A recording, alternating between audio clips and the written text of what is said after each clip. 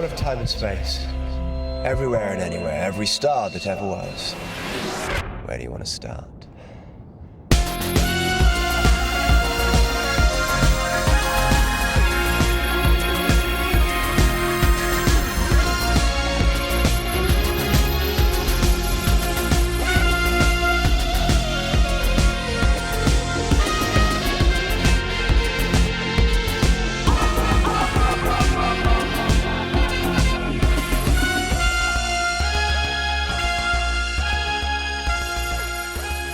No one seems very sure about this highly strung hobbledehoy who's in charge of the show now, but I'll give Mark the benefit of the doubt.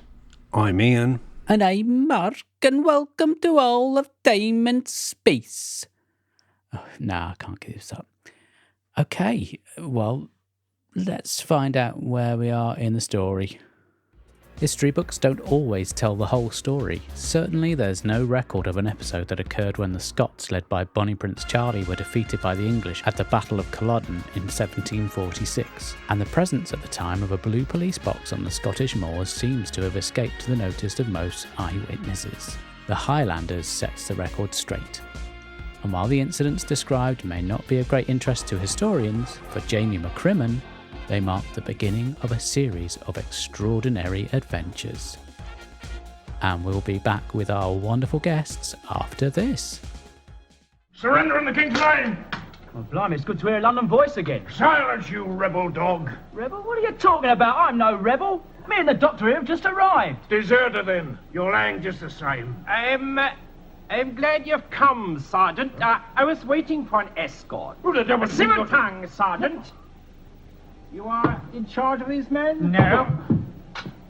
I am. A gentleman at last. Dr. Van Veer, at your service. Doctor who? That's what I said. And welcome back. And we have two of my very favourite podcasters with us for this episode. From the WCCY podcast, it's Harry and Luke. Hello, guys. Hello. Good day to you. Hello. How the devil are you? Well, I'm very well. How are you? Oh, yeah, not so bad. Not so bad. Good. Luke, it's your turn. I'm very, very well. How are you? Good, thank you. Thank you both so much for coming on. You guys are responsible for one of my favourite podcasts. So I figured it's about time we had you on. Oh, well, thank you very much. Well, it's an honour to be here. Good. Well, we're glad to have you. Ian. Good evening. Now we've got the pleasantries out of the way. Yeah. Unfortunately, you're going to have to subject them to... Oh, you're right, aren't you? It's time for the Mind Probe. Oh, no. Not the Mind Probe. Probe.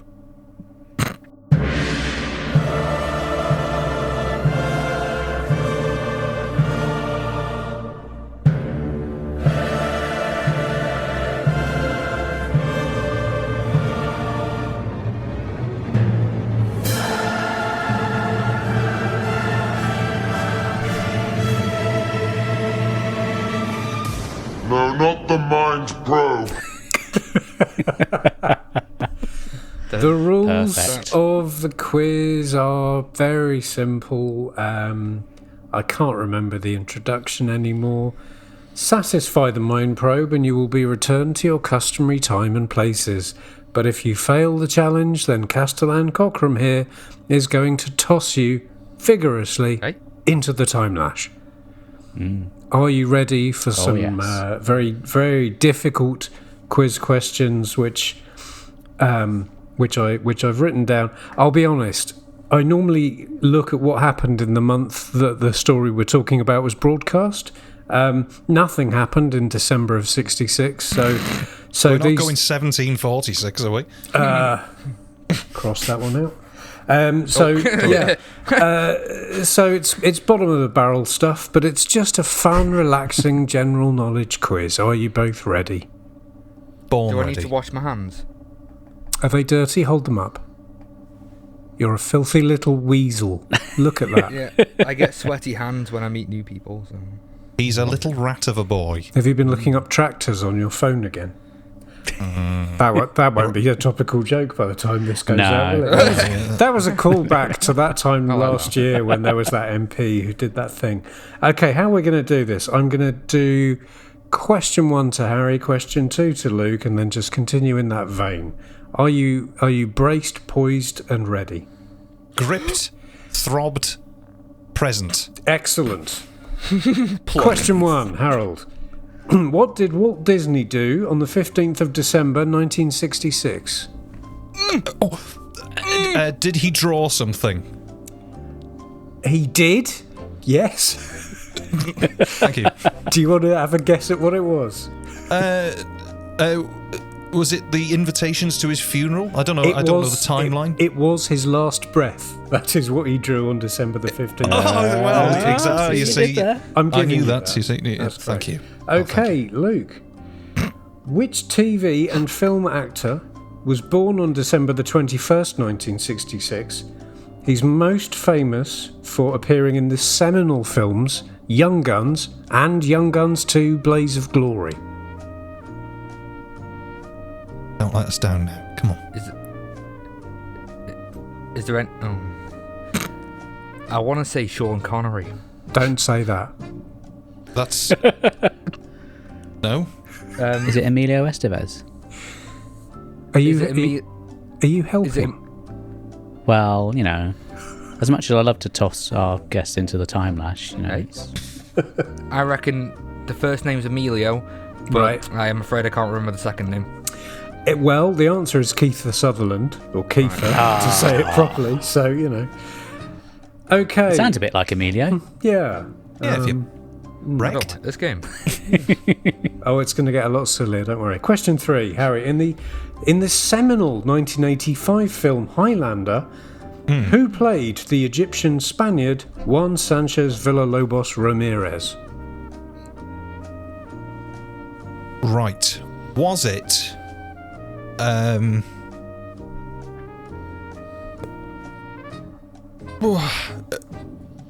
Mr. Tumble?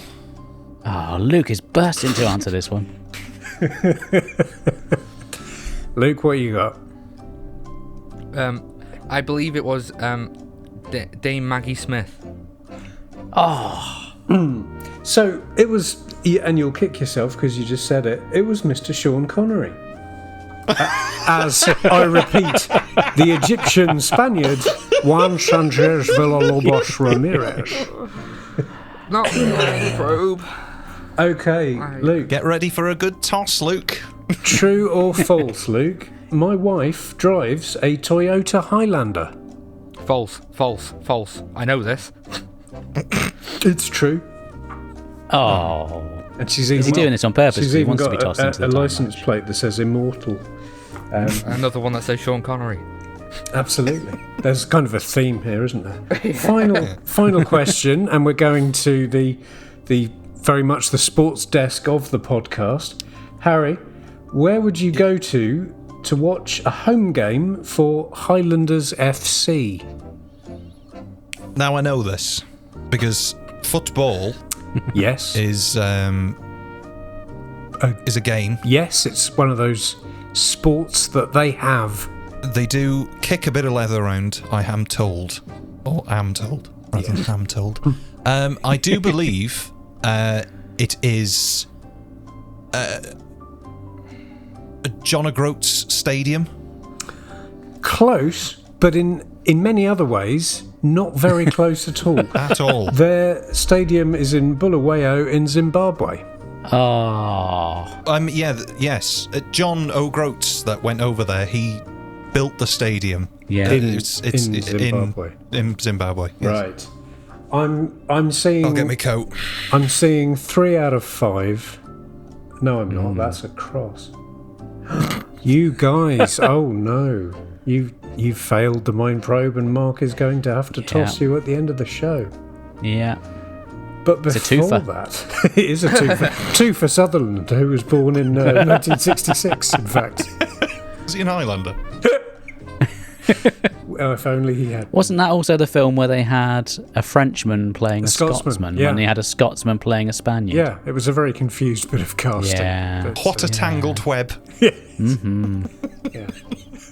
I don't want to be tossed. The world's a very strange place, isn't it? You know, I was only saying to my sister in bed last night, you know, it's sort of... I like that one. She gets around a bit. Anyway, moving on. Please, let's move on. We are here to talk about the Highlanders. That's. I'm personally, having just written a quiz about the Highlanders, I'm really relieved that is in fact the episode we are here to talk about. Yes. Otherwise, I would look very foolish right about now. Moonbase. Yeah. Fuck. Now I'm going to open up this conversation by suggesting that this is possibly the most Welsh story so far, even though it's supposed to be about the Highlanders. Now let me show you my workings. I was going to say, could you show example? Okay, so producer, Innes Lloyd. Innes Lloyd. Yeah. Written by Elwyn Jones and Jerry Davis. I'm not sure if Jerry Davis was Welsh, but Davis is a Welsh name. It is. You are scraping the barrel, Mac, but Yeah, okay. I'll let it go. If we pretend it was Jerry T. Davis, then I think that gives it a certain frisson. Marvellous. Hello, Yeah. I wrote this story. Directed by Hugh David. Oh. Yeah. And the actor who plays the main baddie, Algernon Finch, who's meant to be English, is played by Michael Elwyn, who's also Welsh. He is a Welshman. Yes. So, Wow. So much like Highlander. Represent. Yeah, it's got a completely different bias. Wow. Excellent. Good grief. now Harold, because on your podcast you are, would it be fair to say you're the one who's probably the most versed in old Doctor Who? You could say that, yes. Although Luke is catching you up as very you're going slowly. through the I think stories, we probably have about another 200 episodes left before we're at that stage. But yes, I'd agree with your statements. Yes. Yeah. What was your first experience of the Highlanders? Had you read the book or listened to the audio? Or I think my first experience of the Highlanders, shall I say that a little bit less Welsh? I think my first experience of the Highlanders was on cassette. Nice. I do believe, and I think I don't think it was a BBC cassette. I think I transferred it from CD to cassette. Oh my goodness. Only because we didn't have a portable CD player. For any of our younger listeners, a cassette is a form of audio recording that we used to have back in the day, and it's a little plastic rectangle with little spoolie wheels in the middle, and you put it into a machine and it would play sounds. Poorly. He's supposed to grab the ribbon and pull About it out 3 and see times. how far Yeah, that's the one. it'll stretch. That's you stretch the tape as far as you can and Yeah. then let it settle. It's all You got good. a nice head of hair. Luke, Hi. I feel I should apologise to you because we've made you sit through a story that doesn't really exist in any other form apart from audio. Is this your first experience of this one, or had you Of Highlanders. been aware of it before? Of the Highlanders, yeah. Probably aware of it, probably forgotten. Yeah. We watched a medium. No. We watched a version of this. That was is it a retcon? A recon? A recon. A recon. A recon. Recon, yeah. Because I know there's an audiobook format where Jamie, the character Jamie, That's I right. think it's out of character. He does the narration. Now I didn't. No, not me. I didn't watch that. Listen. So yeah, my first experience was trying to hunt down it. And I found It's a tricky one, isn't it? dodgy version, and I don't think it was the best version. But it was my first experience, and the first is never the best. Oh. Is it Well, not? moving on swiftly, Ian. My first. Have you got a was similar story to tell, alright, or? But we didn't stay together. Oh, that's sad. Oh, it's all right, Ian, don't Sorry, worry. you mean about the Highlanders? The Highlanders. I first watched this about 2 hours ago. Nice. I'd never been tempted to read the target novel when I was a kid. It looked very boring. And similarly, I never pursued it online for much the same reason. So, apologies to all our Scottish listeners. Well, it's not their fault. They didn't paint the cover of the target novel. It does have a low monster per minute rating. It really does. It's unless you count the English, and then there's quite a few. It's quite low. Mark, what about you? Well, it was the audio for me, with Fraser Hines doing the old narration over the top, and I felt like we had a bit of deja vu. Do you remember when we did The Savages and you watched that bonkers CGI recon with the characters from Virtua Fighter or something, wasn't it? Something like that. And they were made to look like slightly dodgy versions of the Doctor and his companions. I did have a little look on a website that rhymes with Meili Doshin, and they had yeah, that's the one. They had a very similarly specced out recon, and I managed about 10 minutes of that, and I just had to turn it off because it's just too distracting. I find the visuals just really don't work for me. So I went back to my audio version with the narration, and that's the one that I know and love. So I was happy with that, and that fitted the bill for me. That's interesting, because I watched 2 episodes that were straightforward recon and 2 episodes of that CGI animated version, and it had improved so much. I mean, maybe it was different people, I don't know, but it was so much better than that one they did for The Savages, and I very much enjoyed watching that. It had a bit more movement, didn't it? The camera wasn't fixed all the time, so it was a bit more kinetic. Yeah. I have a bit of a soft spot for this one. I know it's not necessarily going to be top of people's lists of Troughton stories, just because by its nature it's not really one that a lot of people would have sat down to go through. But I think it's that last hurrah for the historicals before they have a bit of a break and go full on monster-tastic. But I think the nearest one we can really compare it to in terms of a comparison would be something like The Massacre, as just a straight historical. I'm not sure it's quite as sophisticated as The Massacre in terms of the story, but it's a lot of fun. Yeah, it's I sort of vaguely remembered it. It wasn't sort of something that had stuck with me. I remember, obviously, at the time that I would have first listened to the story, I would have probably been about 7 or 8.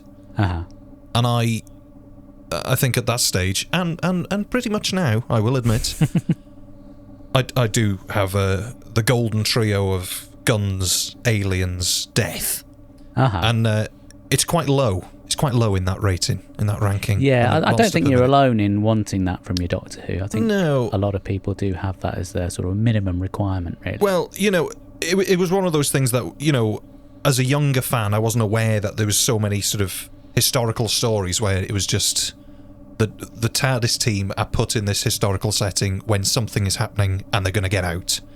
So, when you're just sort of listening to the story, waiting for somebody's head to burst and an alien pops out and, grabs, Polly's neck, and then that's it. That's how she exits. It's, but yeah, it's really enjoyable. I think it's, I think the plot might be a little bit, might be stretched thin a little bit. Wow. But it's still really enjoyable. It would be one that I'd like to see, just because it's a Troughton. It's a Troughton. I think it's an interesting twist, because you could have just based it completely around the whole Battle of Culloden and maybe the Doctor trying to help the Jacobites against the English, but you have that whole twist with Solicitor Grey, who is, I don't want to get too political, but he's very much a baddie. Well, he wouldn't be too out of place in certain governments that we could mention. Sees an opportunity rather than just killing all the Scots. Why not just round them up and stick them on a ship and sell them for money?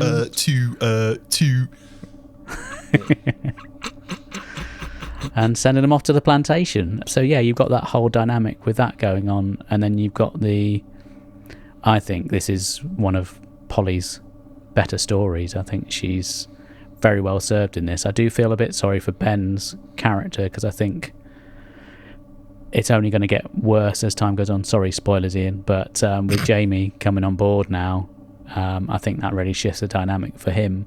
But I think Polly is brilliant in this one. Yeah. Polly is really strong in this. I always liked Polly as a companion. It's just a shame that there's so many of her stories that just aren't complete or just don't exist. But, like you say, this is probably her strongest... Probably is her number one performance. That she's sort of given so much to do, and in a good way as well. You know, you could say, well, she has quite a lot to do in Moonbase or something, but she's just sort of told to go and make tea. You know, it's the sugar. But, you know, she's actually given something worthwhile and meaningful to do, and she gets on with it without any sort of help. But like you say, she shows she's not just there as something for the dads. You know, she has got a brain. And she's very capable. Where's Polly? Yeah, where's she gone? It's she outsmarts for Finch quite easily, really, doesn't she? Yeah, she sees straight through everybody, and that's really it is really nice to see that she's, you know, she was obviously written with somebody actually thinking about it, rather than, like you say, just chuck her in for the dads, it'll be all right. And I quite like the dynamic with her and Hannah Gordon's character, Kirsty. I thought they worked quite well together. Oh, Ian. Yeah. Ian's having a moment. That was. I'm gonna write some fanfic this evening. Hannah Gordon. Or maybe Harry will read it out on the next podcast. I can solve that for you. My brain has now melted. I agree with you, Mark, in that by the end of episode 1, I was pretty much out of it. I was thinking, this is going to be really boring. And as soon as it becomes this kind of pirate ship, slavery story, and you've got a few more locations to work with, my interest was rescued. And when Polly's hanging around with Hannah Gordon, I found it very compelling. Thrilling. Riveting. I also think it's a really great opportunity for Troughton to show off what he can do as well. The whole thing of, disguising himself, and I'm sure if we had the chance to see the video of this, I'm sure it would be hilarious. I'm sure he'd be really, chewing the scenery and really showing off what he can do. I think it's a good... Because this is a little bit of news for Harry and Luke here. I don't think Ian was overly impressed with Power of the Daleks. Do you know... Have I seen that? No, I don't think we've done Power yet. Okay. It's the one that I've got 2 copies of, because it got released twice. Yeah. Whoa. And there goes all our listeners. Well, thanks. We were who can convince you when we had a nice time while it lasted. It's please direct all your fan mail to wccy.co.uk. See, even Mark can get the URL right. I knew that was coming. I knew it was Funny coming. that, isn't it? I had to do it on purpose now. Yeah, but like you say, with Troughton, he is a great actor, and he's really strong as the Doctor. But even still at this point, and it probably takes...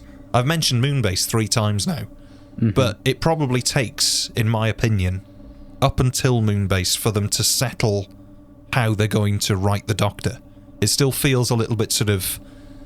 We're not quite sure how we're writing it, and I think Troughton's sort of not quite sure how he's playing it, which is maybe why he gets so many opportunities to sort of try out different disguises. And it's mad when you think about it, really, because he's just sort of very quickly installed as the replacement, and because it hasn't happened before, I can imagine what the meetings must have been like when they're trying to work out where to go from here. Well, there's even some strange... I say strange. There's some scenes with Troughton when he's being the Doctor, not sort of trying to dupe anybody. And even the way he's speaking is in an odd way that we just don't come to expect. Like he's sort of more gruff, the way that he sort of enunciates his words and everything. I know sort what of, you mean. Yeah. It's... And I don't know whether that's sort of a bit of a leftover from the sort of... non-PC idea of the Doctor that they had for how Troughton was going to originally play it. One of the ideas, whether it was sort of something that was left over that he was sort of thinking maybe. I don't know. I might be thinking into this too much, but it just feels like the Doctor hasn't settled yet. He's still really strong, and I think he's great, but it does take a few stories. Like with all of the actors, I think if you go for any of the Doctors, it probably takes about 4 stories before they sort of settle on how it's played and what they're going to do with it. So, but we have another occurrence of the old sort of Doctor Who gag as well, although they've been a bit more clever with this time with Dr. Von Ver. Doctor Who? That's what I said. Yes. Yeah, so it was interesting that this was the second story for a new Doctor, and he spends most of it doing a foreign accent, because that's very tooth and claw, isn't it? Yeah. Yeah. Oh. Never thought of that before. Oh, yes. The Tennant one. Yeah. Yeah, well, he gets to use his own accent. I don't know what that was. He gets to use his own accent. Sorry, I had something in my throat there. Gets to use his own accent. Are you being Supposed to Sean do Connery now? Gulp. Oh, Miss Moneypenny, you look absolutely lovely. The Halifax Sean Connery there, rather than the one I was expecting. Bond, and I'd like to say I'd like guns on the front of my car, if that's all right. But yeah, he spent most of it a bit of German, faintly racist stuff about the Germans and germs and making that connection. Well, it was a different time. Well, I think it's just because obviously he's trying to not get killed by the English. So at that point I understand in history, I understand the plot they're good reason allies, for whereas the this. French are very much pro-Scot. Now, I understand. I understand his ruse. And then he gets to do a bit of drag, and it's how many Doctors have managed to drag up? Is it just him and Pertwee? Here's the thing. Yeah, of course. Pertwee had to copy him. Yeah, just saying. Yeah, brilliant. Just saying. So Sylvester would have, for sure. that would have been absolutely amazing. Sylvester? All right, Sylvester. Ace! Ow! Hot pants since the dawn of time. You ain't seen nothing yet. So yeah, I thought it was interesting that by sort of 30 seconds into episode 1, the character of Ben has completely got over his doubt about whether or not this new guy is the Doctor or not, and he's just totally, yep, Doctor, come here, Doctor, you're the Doctor, be the Doctor. But for me as a viewer, I was still very much, I need to be won over. Yeah, I mean, I can see sort of. To go straight away with a Dalek story is probably one of the best options that you could do to sort of, yes, the Doctor's changed, but there's Daleks, so that's going to grab everybody's attention. I think if they'd have started with something like the Highlanders, it would have probably turned a lot of people off, that it's sort of, you've gone straight from Cybermen to go into a historical story with an actor who spends most of the story pretending to be somebody else. From Germany, Yeah, a German, I say. It's Who won the war? Yeah, it's. Well, I think it was an interesting performance, but as you so perfectly said about 10 minutes ago, he hasn't really settled down yet into delivering the Doctor that everyone basically loves, and everyone always says, "Oh, Troughton's one of the best," but we haven't seen that performance yet, I would argue.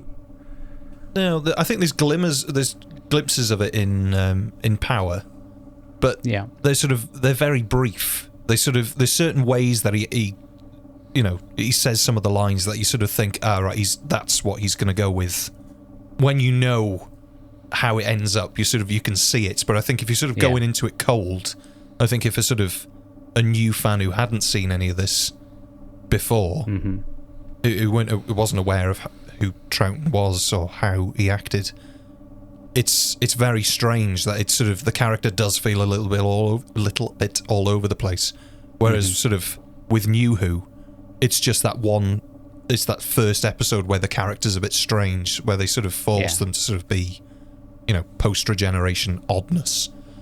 So Time and the Oddness, the classic season 24 story. I think you're classic. right. it really is. So we've got an excellent story for Polly, an unusual kind of outing for Troughton, or outing for Troughton. That's really hard to say. I'm going to write that down and have another run at later on. We'll drop it in post. Outing for Troughting. No, fuck. So, as you say, Ben was already kind of pushed to the margins in this. And there was no real need for that, because it's not as if Jamie had that many lines in this story. I think he had, 4-5 lines of dialogue? It's strange as well, because even though Jamie will go on to be the sort of strong male companion, he isn't yet. No. So it's sort of, you've still got a companion. You don't just sideline them because, there's another bloke that's in this story, so we don't need you at the minute. So it is a very odd choice that he's just sort of tagging along. I like Jamie. Tell us about You've that. seen a few Jamie stories, haven't you? I think I've seen a couple now. Surely. So I thought if I'm thinking right, Jamie, what they knew before filming that he was going to be the next companion. I think they decided during the making of it, because I think they'd already filmed a scene with him saying goodbye at the end, and then they did a reshoot where he joins them. Yeah. So I think it was something that, as they were making it, they realised that there was definitely some sort of chemistry there, and they liked him as an actor. So now I would argue, that, as far as I recall, if that happened, it happened kind of off screen. I mean, you didn't get much personality, certainly, and obviously I was watching recons and animations and not the actual story, so I couldn't see him acting. But he didn't really have that much to do, so it must have been his kind of, rehearsal performance that won him through. I think they had worked together previously on another production as well, him and Troughton, so I think that possibly helped smooth things along as well. Yeah, there could have been a lot of nudges, couldn't there? Yeah. Come on, Paddy. Who were you, Jamie? Oh, Yeah. okay. I'll see you all right. Job for the boys. Yeah. One last look before they leave the room. Meanwhile, Ben's going, for fuck's sake. For God's sake. Oi, doctor! But yeah, Jamie's really strong. He's great. He's great. It's hard to get. It's always really hard with the stories that are missing to sort of judge performances, and I think especially in a story like this where, and probably more so with the Troughton as well, because he's such a sort of facial actor. I know everybody says this. Sort of, he brings a lot of business, doesn't he? It's the thing. Yeah, he does love a facial. Does Troughton? So I'm told. It's if you work in the legal profession, please direct your inquiries to wccy.com.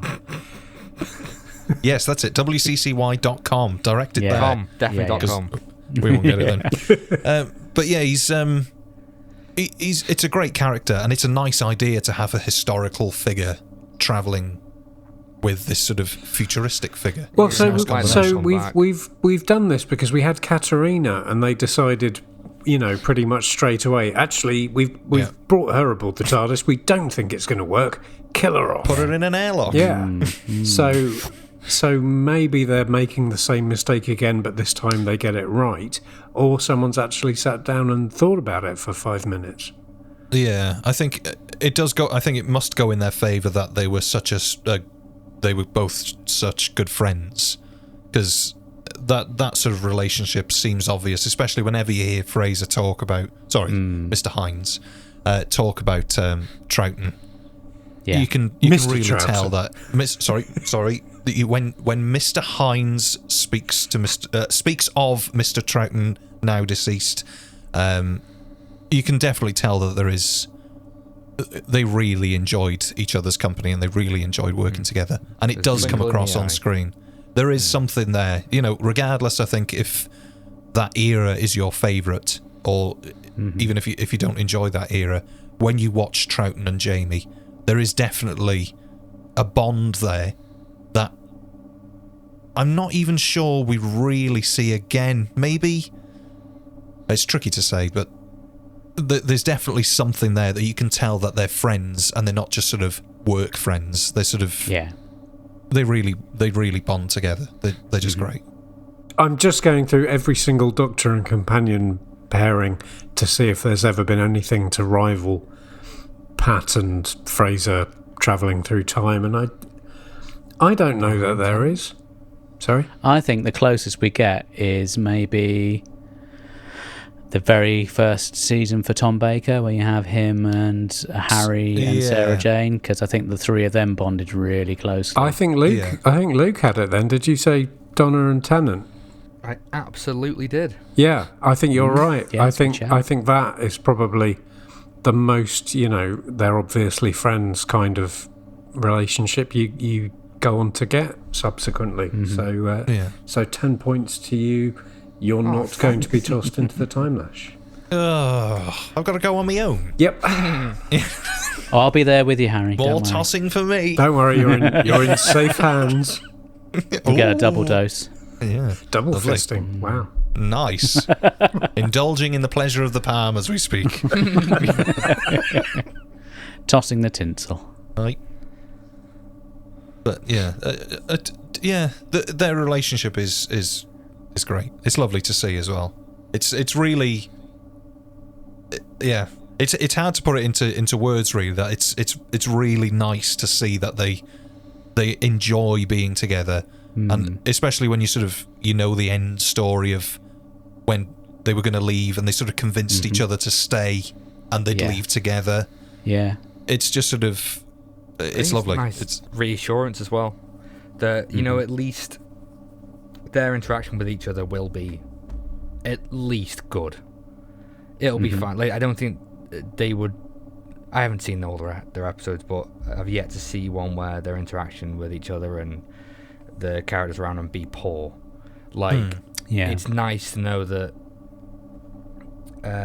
Say like with Tennant and Rose, Billy Piper. You know what you're gonna get. And it's not great, and you don't want it. And I think with when Harry watches a Rose and the Doctor episode, it sours. Don't drag me into this. I'll drag you in. You're gonna get tossed out in a minute anyway.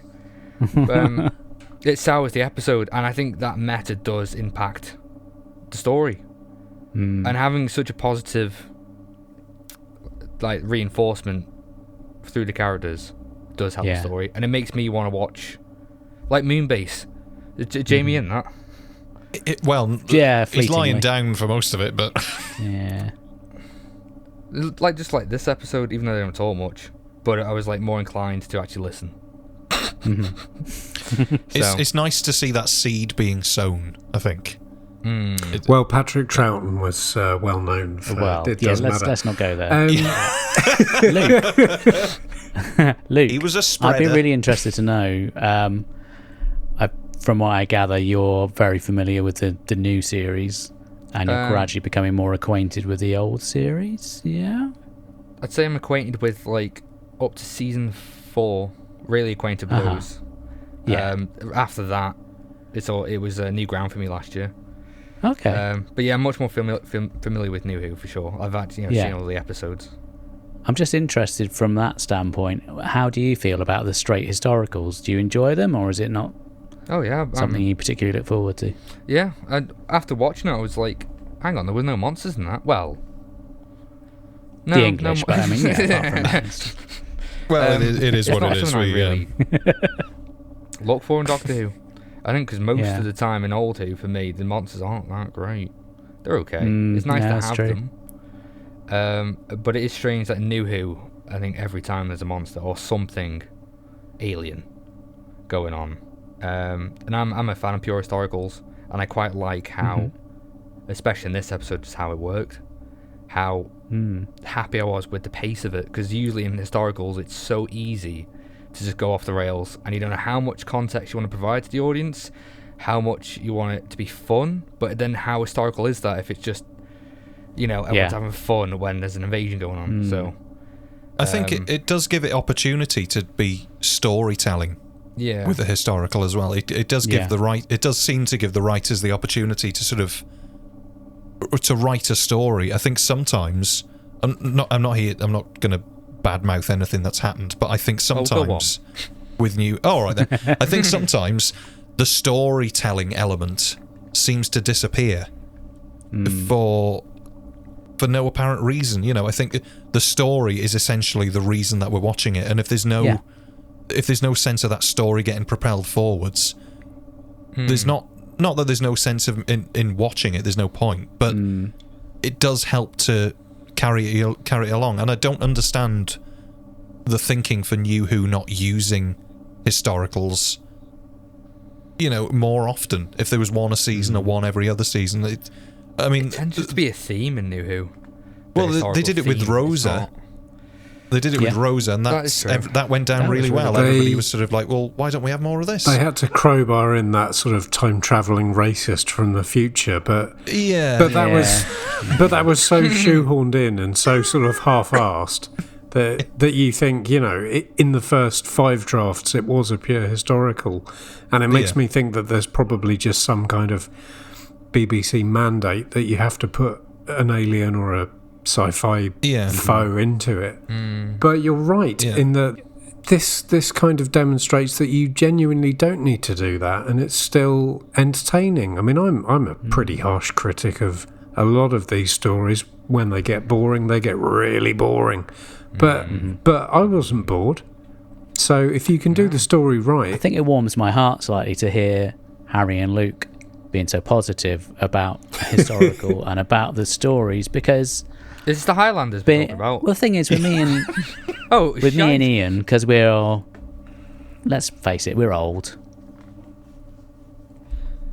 I'm not going to refute that. But I think because we grew up with the era that we grew up with, because you're a kid at first, your sort of sensibilities aren't sort of attuned to critique the special effects and all that kind of stuff. You're just wrapped up in the story and you're being carried along and swept away by it. And going back to it as an adult, that is still there and it carries you through, because although it can be a bit creaky in places, because the story is so good, it kind of sweeps you along.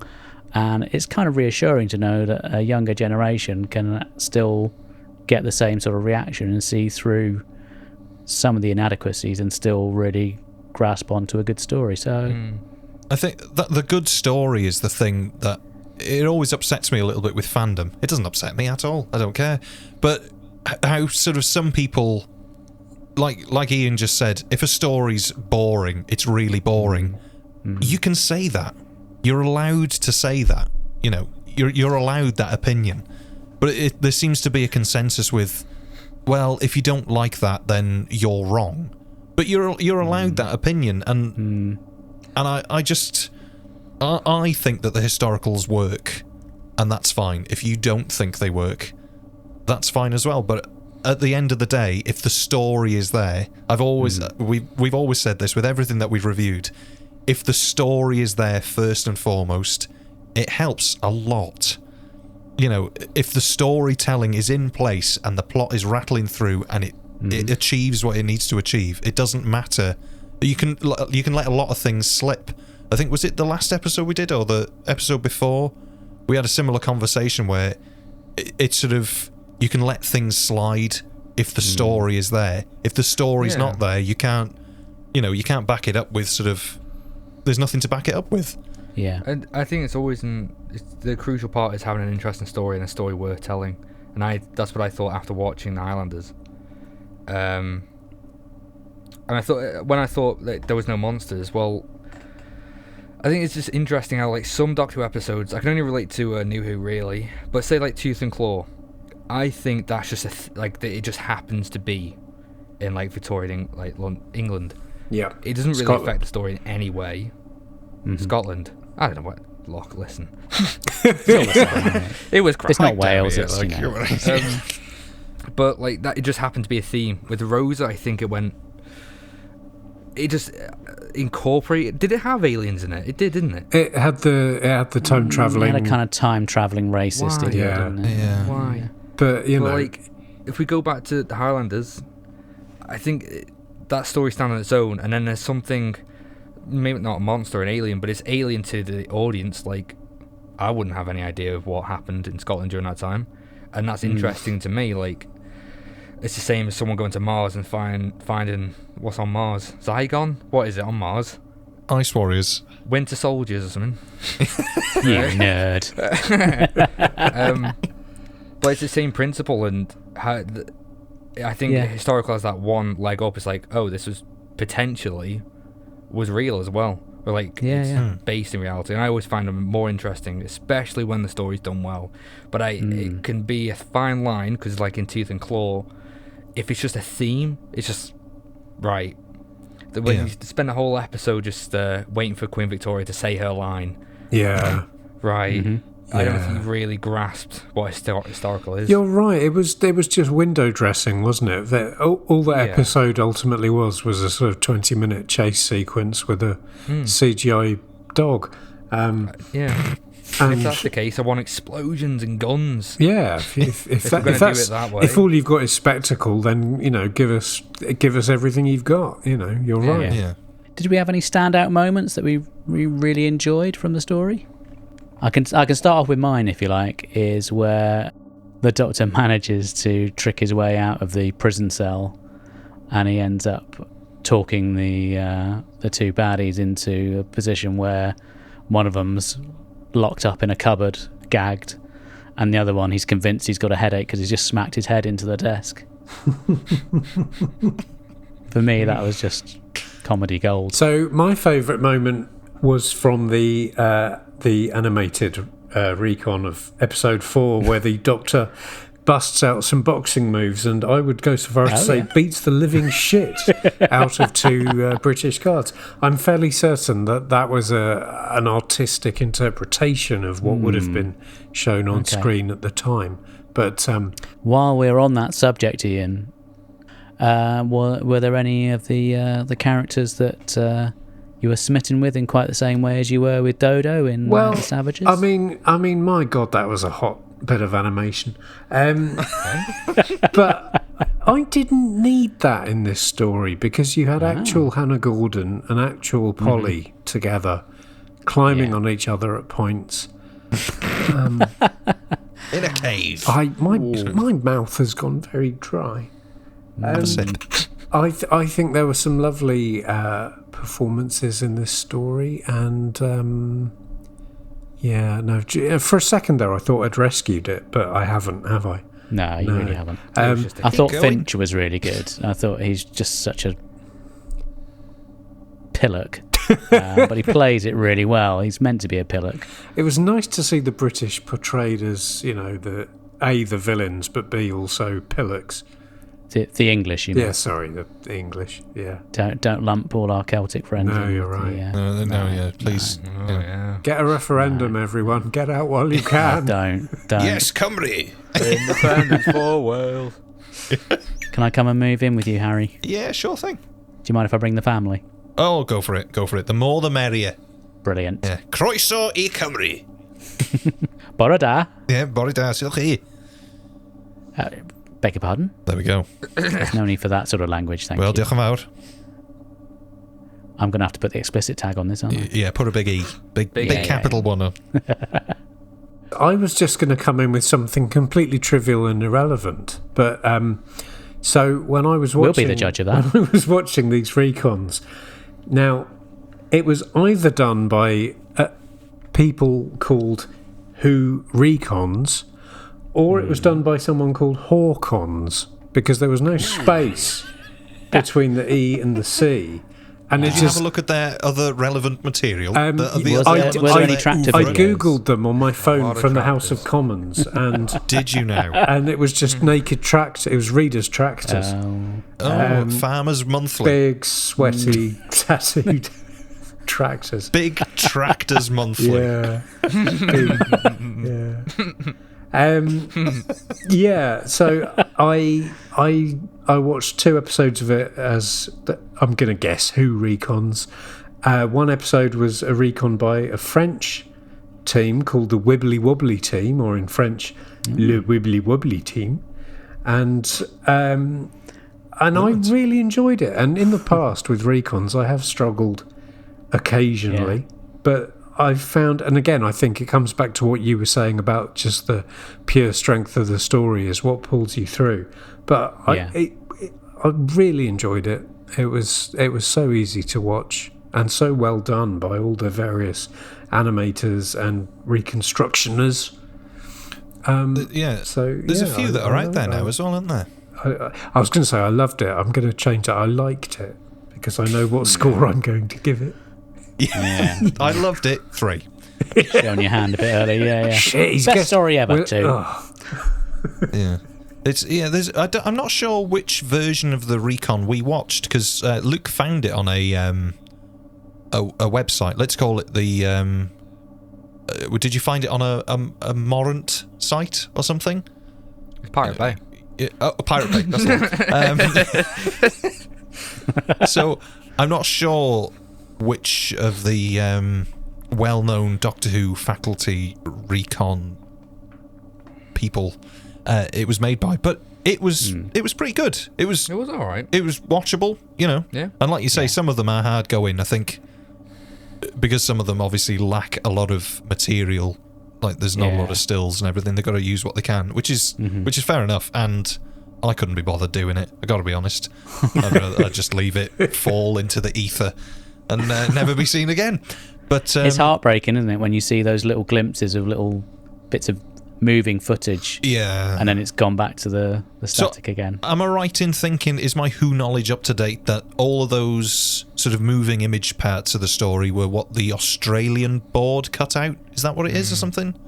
That's what I'm not sure. I know certainly there were some censor clips. Yeah, because it's all the hanging scenes. It's all the fight sequence, and it's all the stuff that the Australians would have cut out. So that's definitely what I assume. Am I right in thinking possibly they might have cheated a bit? Because when Jamie, cover your ears, Ian, when Jamie gets returned back home again at the end of the War Games, he's back into the fight again, isn't he? So I'm wondering he whether runs might have straight used out, doesn't he? Yeah, I forgot about that.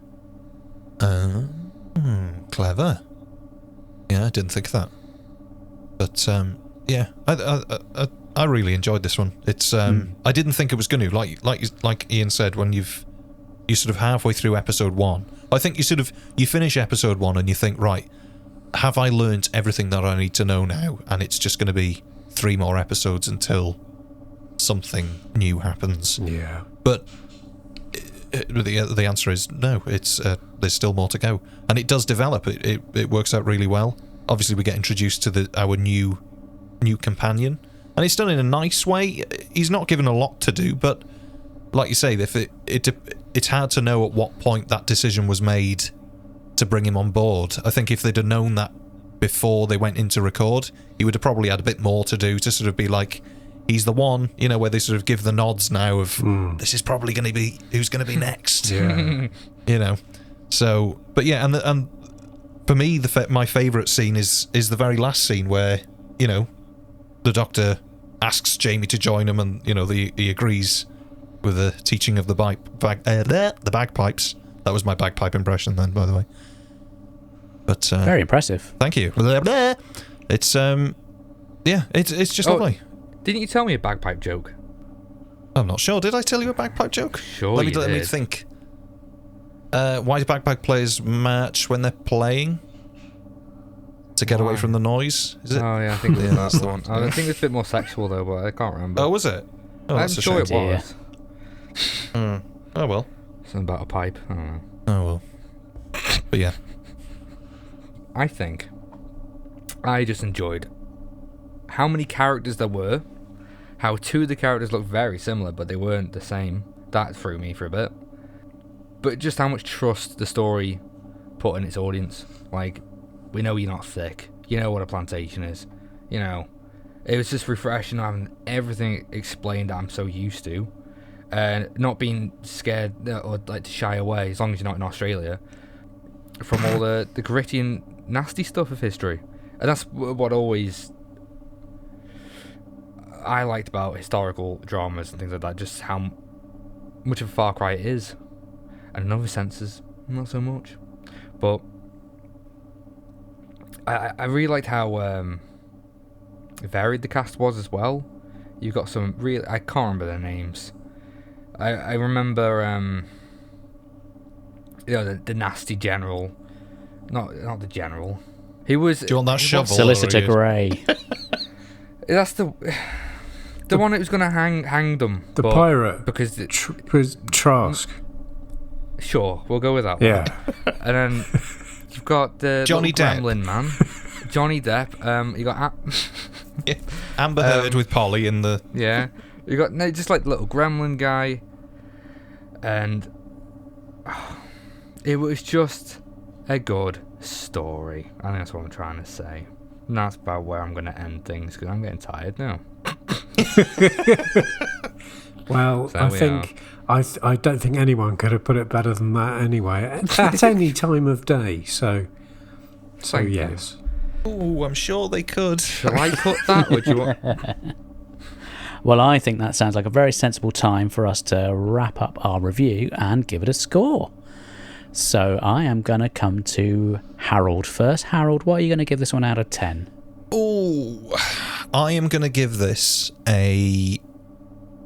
Am I allowed to do 0.5s or am I solid? You can do whatever you like, Harry. Whatever I like. I tell you what, I'm gonna meet you halfway. I'm gonna give this a 6.5 out of 10. Okay.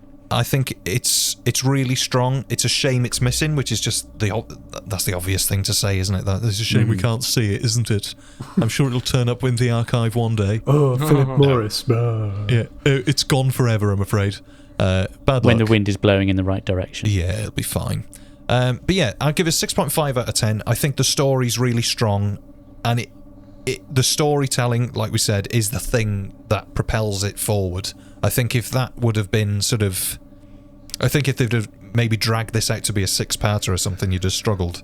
But there is enough there for the 4 parts to make the story feel complete. It gets in, it gets the job done, and it gets out of there. It doesn't hang around too long. And you get some nice character development of the Doctor. You can see that it's changing. Maybe we might settle on something. You know, it's a lovely story. It's a shame it's missing. It lacks something, I think. It maybe just feels a little bit thin in places, but for the most part, I think it's really enjoyable. Yeah, 6.5. And Luke, what are you going to give this one? I'm going to give it a 7. Okay. Because I enjoyed the story, I enjoyed the characters, and I enjoyed the locations. There was lots of locations, and I didn't expect Ben to jump off a boat.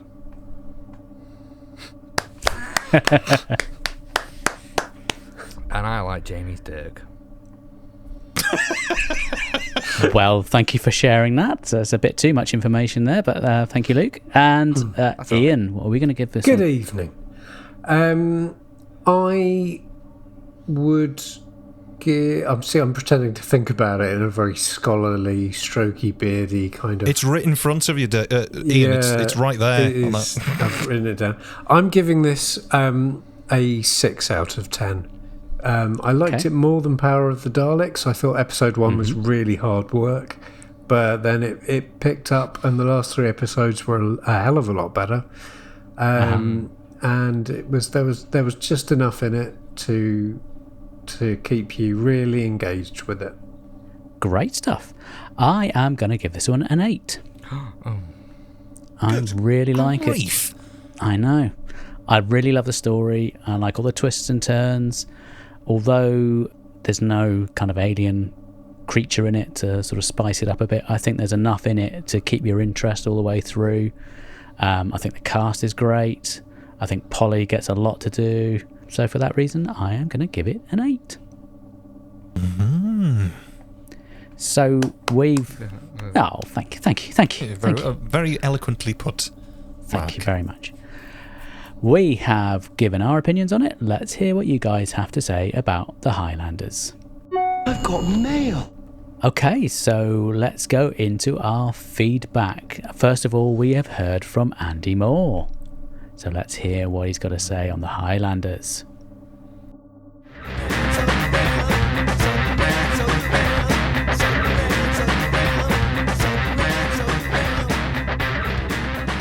Hello there, and welcome to episode 395 of Zodin Around, a Doctor Who podcast.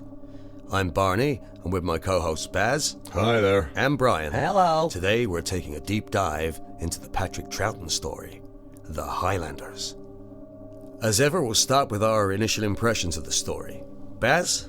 Well, personally, I found it to be a deeply racist story, and it's not one that I have any intention of returning to anytime soon. Yeah, I get where you're coming from with this one. It's the Germans, isn't it? It's mostly racist against Germans. Yeah, absolutely. Okay then, Brian. Brian, what are your thoughts? Well, I left it. I thought it was a fantastic, rollicking adventure. I mean, sure, some of the acting's a little wooden.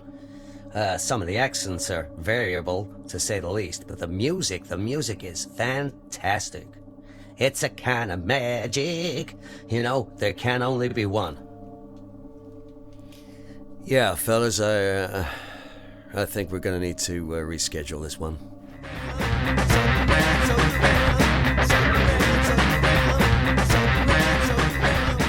Thank you, Andy. What did you think of that, guys? I like that. Wrong. Yeah, yet again, I think he's single-handedly produced the best bit of the episode. So Yeah, that's kind of can annoying, finish, isn't it? But, yeah, we get on the part. yeah. Okay. There we go. Slow Thank it you down. again, Andy. Make it. I'll be there in about 9.5 hours, Ian, if that's all right. Thank That's you, fine. Andy, as ever. Next up, I have heard from DWSSG.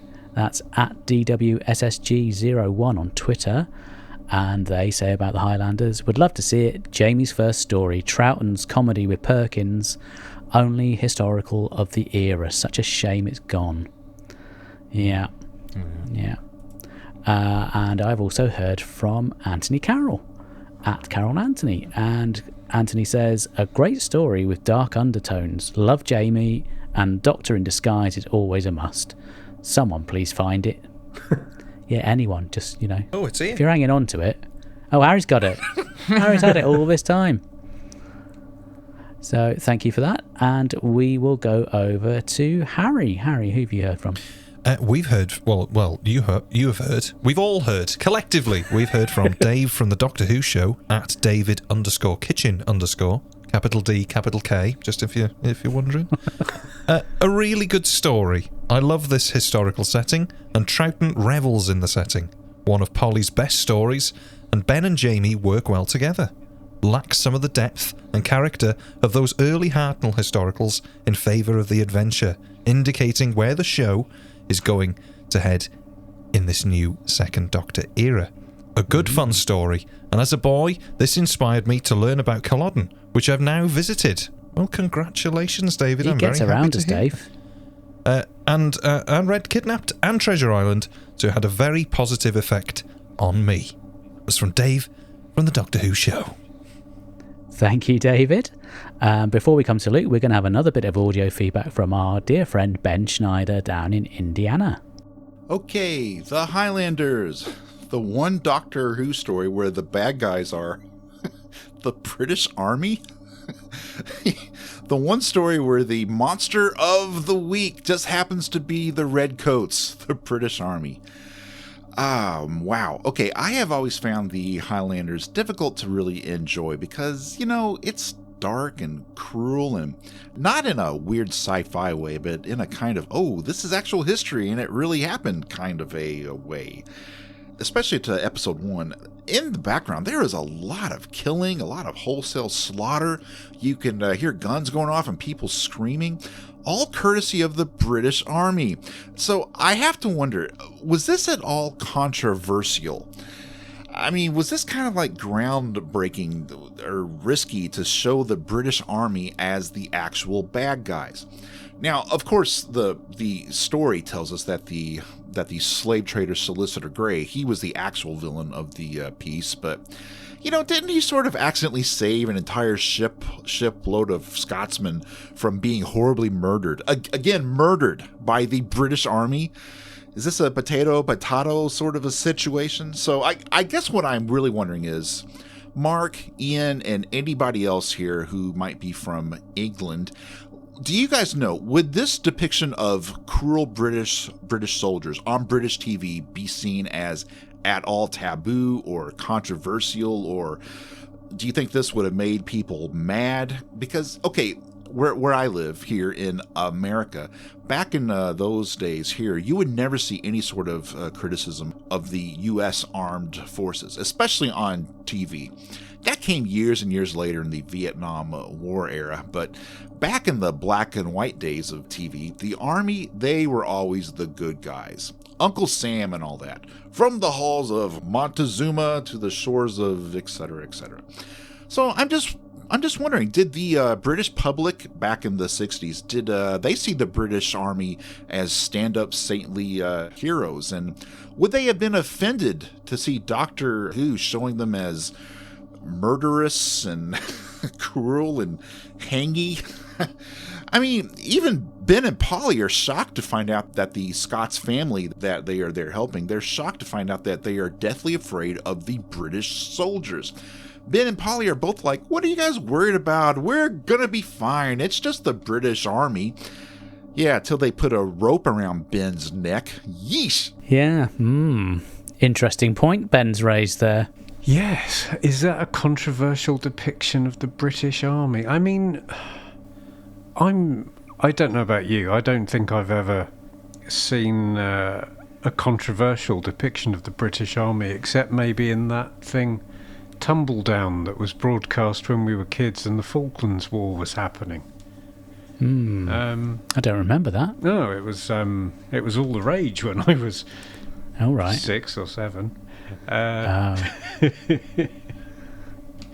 I was probably still recovering from, what was that one about the nuclear holocaust? Yes. Threads. Yeah, Threads. That was lovely bedtime viewing. Yes. Don't have nightmares, kids. So in the 60s, I imagine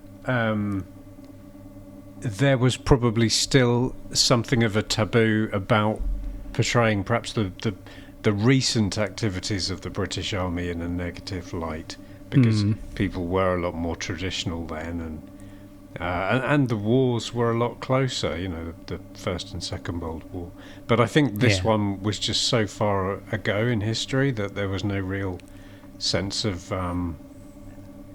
embarrassment or anything at what the British Army had done. Thanks for that, Ben.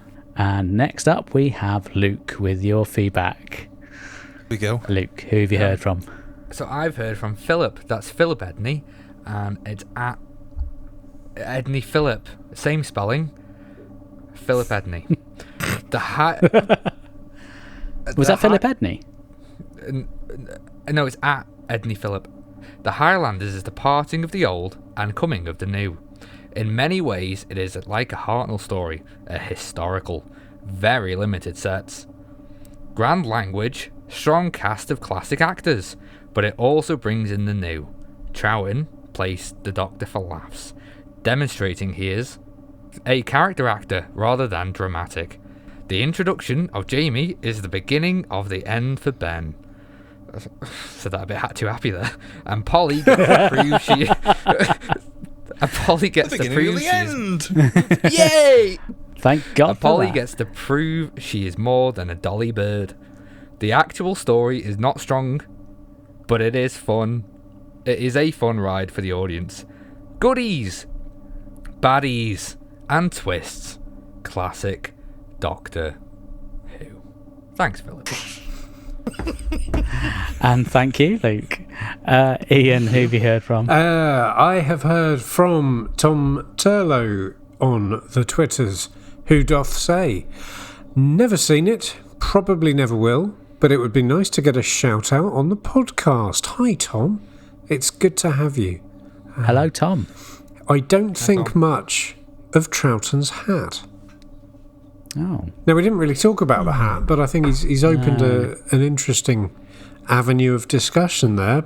Show of hands, guys, which won't work on audio, but never mind. Just between us, do we like the hat? You can let the, I put my hand up. I love the that. listeners guess. Okay. That was an interesting result, yeah. Especially when only two of us are on camera. It's very much a Schrodinger's hat, because no one knows if we like it or not.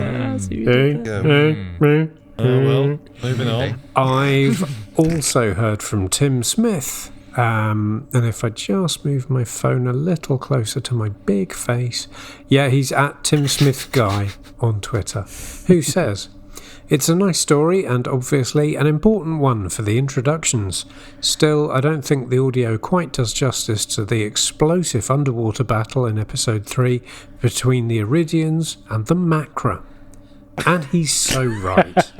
Only the... What a witty fellow. What a jokester.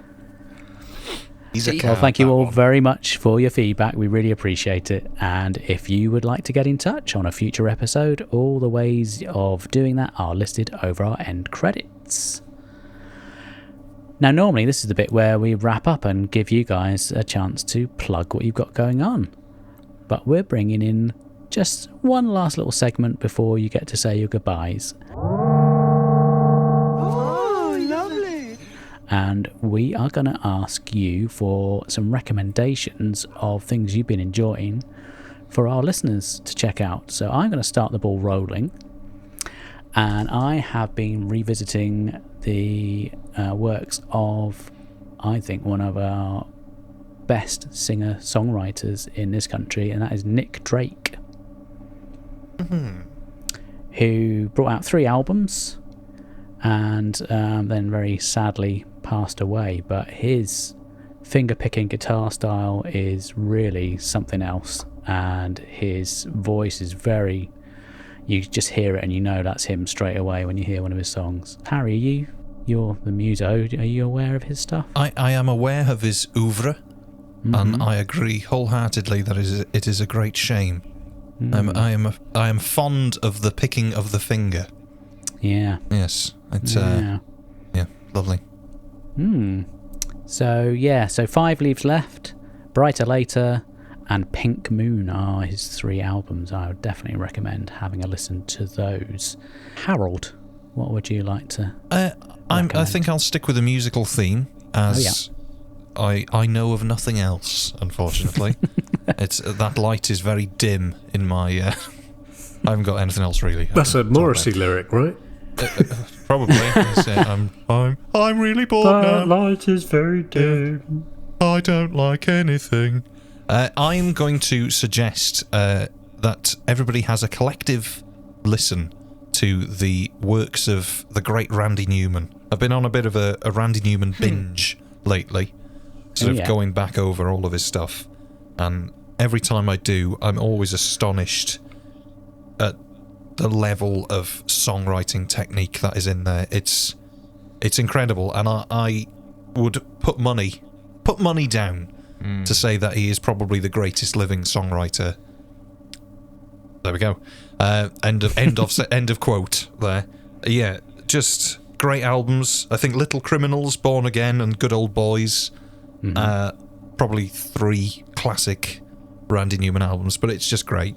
Everything is there. Gorgeous lyrics to rival even Leonard Cohen, I think. Wow. And just so well written. Everybody should listen to Randy Newman. I'm going to come across as an absolute heathen now. I only really know him from the stuff he did for Toy Story. I think most people would agree, and I think it's much like, I hate to say it, Phil Collins is only sort of remembered for In the Air Tonight. There's a huge sort of catalogue of stuff there that goes unnoticed because of the more popular thing. I think a lot of artists suffer with that, really, that something becomes so popular that it overshadows everything else. But yeah, if you look away from the sort of film score stuff of Randy Newman and dive into his catalogue of solo work, there's some gorgeous stuff in there. It's really, really lovely. Ian, what are you going to throw at our listeners? So I have been reading 2001: A Space Odyssey by Michael Benson, which is a making of book about the film 2001, which is some vaguely science fiction-y. I don't know if it's well regarded in the cinematic canon. But I'm hugely enjoying it. It's interesting to read what a character Arthur C. Clarke sounds like he was. And the ongoing saga of the film's production is just kind of mind-blowing with how involved and convoluted it all is. Because Kubrick was a very boring character himself, wasn't he? Well, he certainly comes across as a very run-of-the-mill workaday, bog-standard film director. No, it's a really good book. And that's probably all I'm going to admit to enjoying at the moment. Well, that's okay. You can keep your powder dry because we're going to do a few more of these as we go through the series. So I'm sure there'll be other things you can recommend. Luke, what would you like to recommend?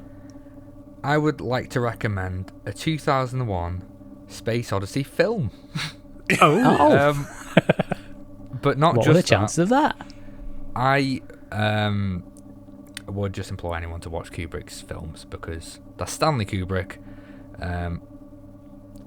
I just think he is one of the best filmmakers ever, and every film is just great.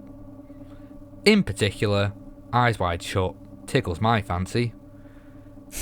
I've never watched Tickles My Fancy, but I'm very familiar with Tickles My Fancy. Does that have a lot of tractors in it? It does. I'm just going to pop to the comments and I'll Google that.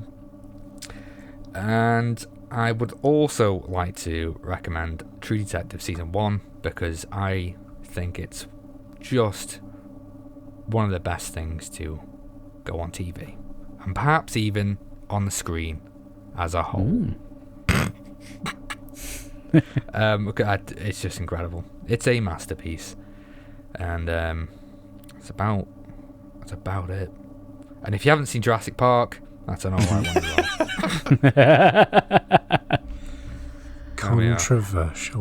Well, before you two disappear off into the ether, I think you should give us a plug for all of your various things you've got going on. Oh dear. Luke, tell us about WCCY. WCCY stands for Who Can Convince You, and it's a podcast that started and it's still going. Well, that's a relief. Centre on Doctor Who reviews, but we've evolved, I like to call it, from there, and we're more of a comedy. You're a broad show? church, aren't you? I'd say maybe. No. No. If you like looking at, I don't know, dead cats, then you might like our podcast because you'll probably get a kick out of that. So, we produce multiple shows, 2. Just Doctor Who reviews, and we do Lucky's Talking, which is a bit of a chat show. Well, it is a chat show, and we have lots of guests come on. People from other podcasts come on. Most recently, we had Paddy Kingsland on, who did Harold. The Paddy Kingsland. Yeah, Paddy Kingsland. The Paddy Kingsland. This was probably about a year and a half ago now. Was it? Oh, yeah, of course. We've had Mike Batt on. And we also do some YouTube videos and specials. And I promise it's not as boring as my reading. And we also have a Patreon. And we do an exclusive series on there called Reading Club. And we try to read. Which is hilarious. And do 2 people make a club? Find out. Don't know. That's pretty much our shtick. Yeah. Harold. Yes. As well as taking part in all the stuff that Luke's just described, you've got your own kind of musical stuff going on as well, haven't you? Yeah, I do. Yeah.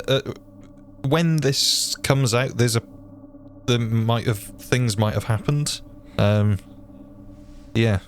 Yes. I have musical things. I post quite a lot of that musical stuff on my own Twitter, which I'm so well versed in. I'm just looking at what it's actually called. Breeders' Tractors. Yeah, it's called mybigtractorlife.com. It's my Twitter is Harry Music Music, and I post things on there. And yeah, I have an album that's coming out soon. It was supposed to come out on Easter weekend, but as I'm saying this after Easter weekend, it didn't come out. So some things are worth waiting for, Harry. Well, yes, you say that.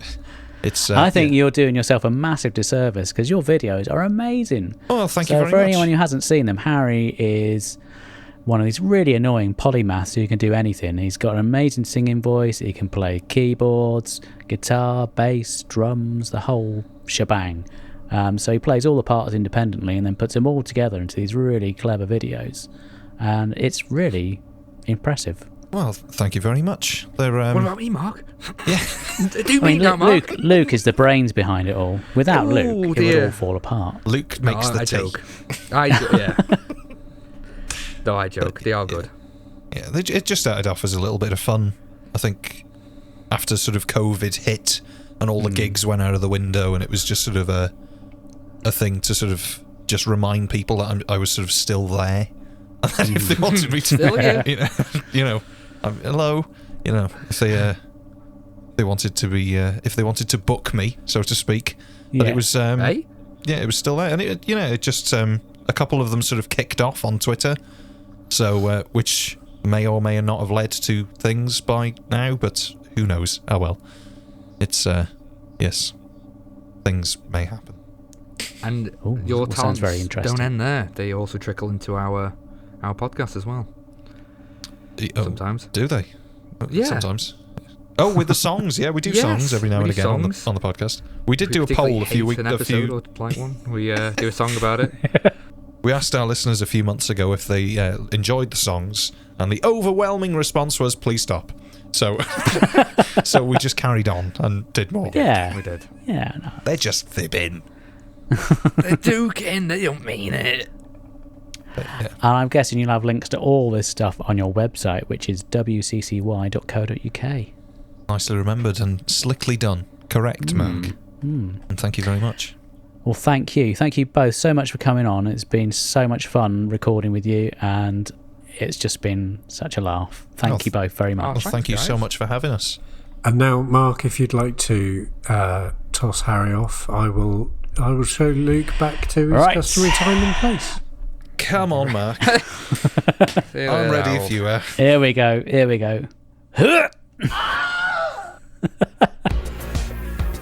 If you'd like to get in touch, you can email us at mailbagofrassilon@gmail.com.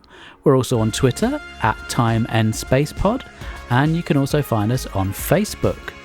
If you want to leave some audio feedback, there is a link in the show notes. You can use your phone or your computer and leave up to 60 seconds of feedback. Or if you're listening via the Anchor website, you can click on the message button and leave your audio. We'd love to hear from you. And thank you to Momo Tempo for providing our theme music.